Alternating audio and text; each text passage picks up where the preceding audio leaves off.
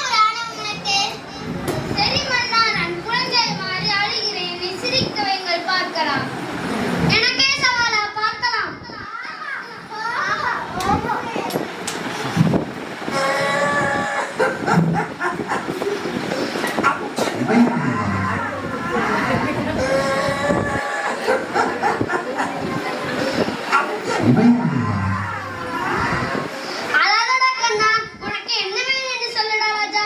பழம் தரட்டுமா? பால்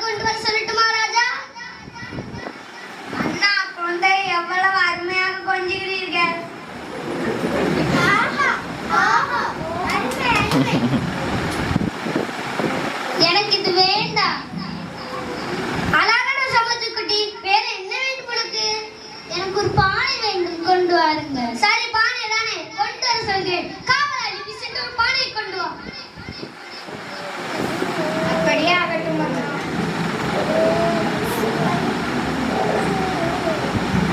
பானையை வைத்து விளையாட போகிறாயா? இல்லை மன்னா, பானைக்குள் இந்த அமைச்சரை போக சொல்லுங்கள்.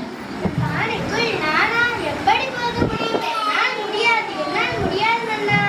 இல்லை, நீ போகத்தான் வேண்டும். மன்னா, என்னை காப்பாற்று. பானைக்குள் போக முடியாது. வேற என்ன வேண்டும் உனக்கு?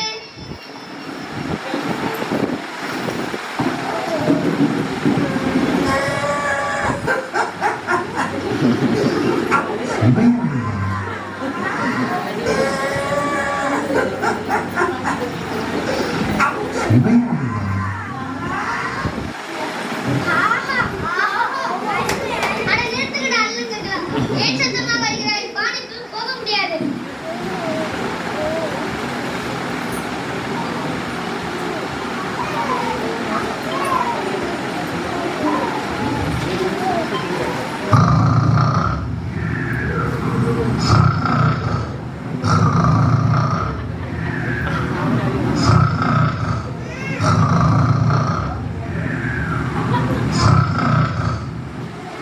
நான் குழந்தை அழுகை எப்ப நிறுத்துவது தெரியாமல் இருக்கிறேன்.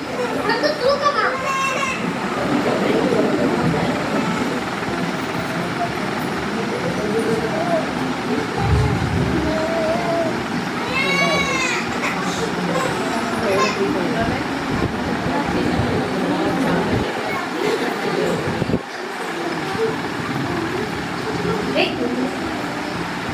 தீனி பண்டாரே, குழந்தை அழுகை நான் எப்படி நிறுத்துவது தெரியாமல் இருக்கிறேன். நீ சாப்பிட்டுக் கொண்டிருக்கிறாயா? அண்ணா, நான் ஒரு கடிதம் சொல்லி சிரிக்க வைக்கட்டுமா? குழந்தாய் எலிக்கு பிடிக்காத படிப்பு எது? அதை போய் எலிக்கிட்ட கேளுங்கடா. நான் உங்களை சிரிக்க வைக்கிறேன். அங்கே பார், ஒரு காகம் பறக்கிறது. காகம்னா பறக்குதான், அது கூட தெரியாதா? அண்ணா, நான் ஒரு முயற்சி செய்கிறேன். குழந்தாய் எப்பப்பெல்லாம் பள்ளிக்கூட லீவ் விடுவாங்க? அதை என்கிட்ட கேட்காதீங்க அண்ணா. அக்கா இருக்காங்களே ஹெட் மாஸ்டர், அவங்க கிட்ட போய் கேளுங்க.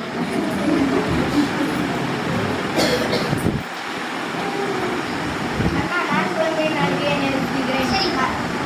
குழந்தாய், நான் உனக்கு நீச்சல் கற்று தரட்டுமா? தரையில் எப்படிதான் நீச்சல் அடிக்க முடியும், முட்டாள் காவலாளரே?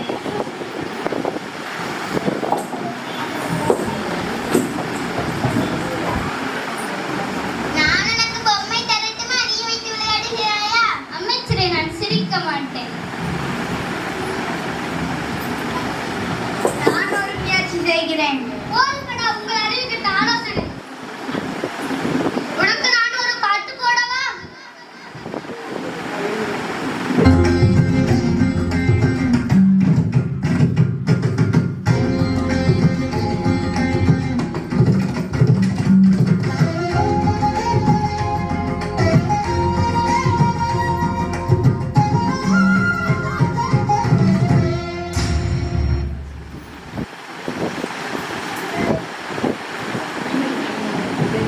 குழந்தை ஏன் அழுகிறே? குழந்தை அழுகை எப்படி நிறுத்துவது? நான் உனக்கு ஒரு கதை சொல்லட்டுமா? ஒரு ஊர்ல ஒரு பாட்டி வடை சுட்டு இருந்தாங்களா. அந்த வடையை காக்கா தூக்கிட்டு போயிடுச்சாம். மன்னா, நீங்கள் குழந்தை இருக்கும் போதே தூக்கிட்டு போயிட்டு இன்னமா அந்த கதையை சொல்லிட்டு இருக்குதுங்க. இதுவும் வேண்டாம், வேற என்ன செய்வது அமைச்சரே? சரி, கொண்டு வா. செல்போனை பார்த்தாலும் இவ்வளவு ஆனந்தமா? எப்படியோ குழந்தை அழுகி நிறுத்தியாச்சு. ஆனா இது நல்ல பழக்கம் இல்ல. ஆமண்ணா, தென்னாலிராமா, நம் நாட்டு இளைஞர்கள் செல்போனால் சீரழிகிறார்கள். அவர்கள் அதிலிருந்து மீட்க ஏதாவது வழி சொல்லுங்களேன். மாணவர்கள் மிகவும் முக்கியமானவர்கள். அவர்கள் தான் நம் நாட்டின் வருங்கால தூண்கள். முதலாவது பெற்றோர்கள் தங்கள் செல்போன்களை குழந்தையிடம் கொடுப்பதை தவிர்க்க வேண்டும். அடுத்ததாவது குழந்தைகள் கண்ணால் பார்ப்பதை அப்படியே செய்யும் மாற்றவிடவர்கள். எனவே பெற்றோர்கள் அதிக நேரம் தொலைக்காட்சியுடனும் தொலைபேசியுடனும் நேரத்தை செலவழிக்காமல் தங்கள் குழந்தையிடம் பேசுவதுமாக நேரத்தை